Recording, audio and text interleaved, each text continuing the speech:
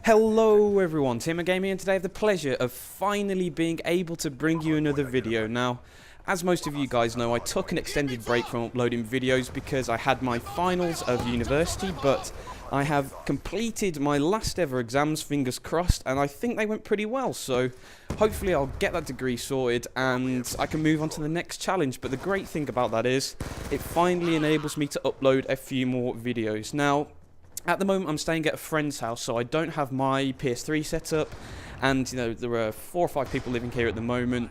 I don't really want to spend all day hogging the internet, so it's not really a great time for me to upload, but I'm heading back home this week, and when I get back, normal service will be resumed. But the great thing about today is I can bring you this gameplay pretty quickly, and it is an awesome Skorpion gameplay on the Hardpoint on Raid. But before I get into too much detail on that, I just want to reassure all you guys who are here for my FIFA stuff that, you know, FIFA videos are going to be right up there on the priority list when I get back. I've already got the idea for 4 or 5 tutorials, so they're going to be coming out really quickly.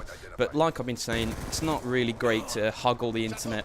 You know, it takes a lot of time and effort to do a video as well, and you don't want to be doing that when you're around a friend's house. So all of that will be coming out, live commentaries as well. But once again, once my PS3 is set up, I'll be in a much better position because I've got about 2 or 3 more COD gameplays stored up on my laptop. But apart from that, I haven't really got too much footage on that, and like I've been saying, spending 4 hours editing a video is not really what you want to be doing at this time. But once that's out of the way, we can talk about the gameplay. And like I've been saying, this is a fantastic gameplay. Just to give the game away a little, I end up coming second in this gameplay with a score of 61 and 7, so that goes some way to explain just how dominant we were in this game. But the Skorpion on this map is a fantastic weapon because Raid Hardpoint, apart from really the first hardpoint in the middle of the map, the vast majority of them, as you can see here, have short sight lines. You know, as long as you stay out of the way, stay out of the long ranges, the Skorpion is a fantastic weapon because the rate of fire is phenomenal. And when you rush a hardpoint, as long as there's not 4 people on it, and in 3v3v3 multi-team format, that's very unlikely. You can chew them down so quickly. But the flip side of that is the Skorpion is a weapon that really needs fast mags or extended mags, whichever you prefer. It's personal preference really, but because you churn through that ammo so fast, there's that little bit of downtime where you're vulnerable. So if you begin to get people arriving in streams or 3s and 4s coming at you quite rapidly, the Skorpion falls a bit short. But as long as you can control the gunfights you enter, run into no more than 2 or 3 people at a time, give yourself a little bit of time to reload and then get back into the action, there is no better SMG in my opinion because it kills so quickly. And because of that, you have a bit of a safety net with a Skorpion that you don't have with too many other weapons, because if you turn the corner and you bump into someone, as long as he doesn't have an R rate or he gets a lucky quick scope, you are going to dominate that gunfight because the rate of fire enables you just to hit fire so quickly and destroy pretty much anyone in front of you, and that is a fantastic thing to be able to do with an SMG. So Skorpion on Raid's a good map. You do have to maneuver around the map cleverly to make sure you enter the gunfights that you want to. For example, I would not be taking that gunfight on if I had a Skorpion in my hands, but because I've managed to pick up the AN-94, that is the sort of range you want to be engaging at. But as you can see, as I'm moving through the map here, if you stick to cover, try and maneuver around the outside of the map, don't just rush in, and you can catch enemies by surprise. Obviously it makes it so much easier when you've got multiple VSATs up. You can see in the bottom right, I'm sitting on a VSAT for like 30-40 seconds because I haven't had opportunity to call it in because we've got so many VSATs in the air. And this is what really enables you to snowball in a game mode like Hardpoint, because once you get that initial push sorted, you can very easily earn 600 points at initial capture. So that's your UAV already sorted. You're beginning to push already past halfway towards your major kill streaks. And then once you get them in, once you get that VSAT in and that stealth chopper in, you can really control the map. Because as you can see here, a lot of hardpoints are either in close range areas or in areas with no cover. For example, basketball courts, there's a hardpoint there, hardpoint in mid-map where we are now, statue at the start of the rotation. So when you have a Skorpion and a VSAT and a stealth chopper up, the stealth chopper prevents people from running through the open, so they're forced to take those interior routes, take those flank routes, and that forces them to come to you because that's where you want to engage. You have a Skorpion, it's a close range weapon. See there, I engaged at mid-range and I died. I don't want to be doing that. So if you have that combination of VSAT, stealth chopper, most people's initial reaction to that is to get inside, because when you have so many streaks up in the air, physically, when there's only 3 of you on a team, you don't have enough to shoot it down, and you're concerned with getting to that hard point and staying alive, so you'll use those interior routes, and this is where the Skorpion really comes into its own, because you can push, you can control, like I mentioned, with a hip fire. It can bail you out of very, very many situations. That is a great trait to have in Hardpoint, where it's all about getting onto that objective and being aggressive. Hardpoint is not a game for sitting back and camping for kills. You know, you see a lot of people do that in Domination, and in Domination you can sort of get away with that because the objectives are static.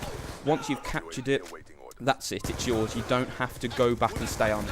Hardpoint is completely different. You have to physically occupy that objective to get points. So there's very little situation where you can get away with using an LMG or a sniper or sitting back with an AN and just covering routes, because you're not going to get many points for that. I mean, a great example of this is my S12 game I uploaded about a month ago, when, you know, I got 9,800 points there or thereabouts with an S12 and a Meltdown Hardpoint game. And the reason why I got that many points was because pretty much every single kill I got was either on the hard point or on the route to the hard point. So I got all those additional points. I got the capture points. I must have had over 10 captures that game. It really does give you a lot of free points, and with them you can spend them on streaks. So obviously if you have a V setup or a lightning strike, you can use that to deny a hard point and get you some more kills, and then you begin to snowball. And this snowballing effect is very, very easy in hardpoint, because like I've mentioned in a game mode like Domination, you don't get that regular objective score like you do in Hardpoint. I mean, the score ticks up, so you're getting points towards winning the game, but you're not earning yourself additional points in a pretty standard Domination game, because what we like to do whenever we play that is capture whatever external flag you're close to, capture B-Dom, and then you just set up in a pretty standard cordon around B-Dom, and you don't lose the objective for the rest of the game if you do it right. So you're not getting those repeated capture points. The only time you do get that is when the game has gone a little bit hectic and crazy, and possibly in ground war it's a little bit too many players to tie everyone down effectively. But in Hardpoint it's completely the opposite. You have to physically get on those objectives to get points, but the great thing is it heavily rewards you for doing that. You get additional points for kills. Obviously you get the points for capturing the hard point in the first place, so you begin to snowball much faster than that guy who's sitting back and only getting kills. I mean, that's a great trick there. Do you see what I did? I stepped off the hard point, let the enemy step onto it to get 200 points, but the great thing is I killed him, got an additional 25 points to the kill, and then stepped back onto the hard point for an additional 200 points. So I've come out with 400 points there, when really I should have only had 100 if I'd just been sitting in the map camping. And little tricks like that are very easy to do in Hardpoint, because you know, the enemy team got no points for that, but I doubled and possibly even tripled the amount of points I would have got just through that one little trick. And that's already got me my stealth chopper, and you can see how it works very easily. But guys, the gameplay's coming to an end. I hope you've enjoyed it, and I hope you've enjoyed the commentary as well, because playing Hardpoint requires a much different mindset to a lot of other game modes. But once you crack that mindset and actually start playing it how it's intended, massive gameplays are so easy to get, and it's a fantastic game mode for your score per minute as well, because you get so many points.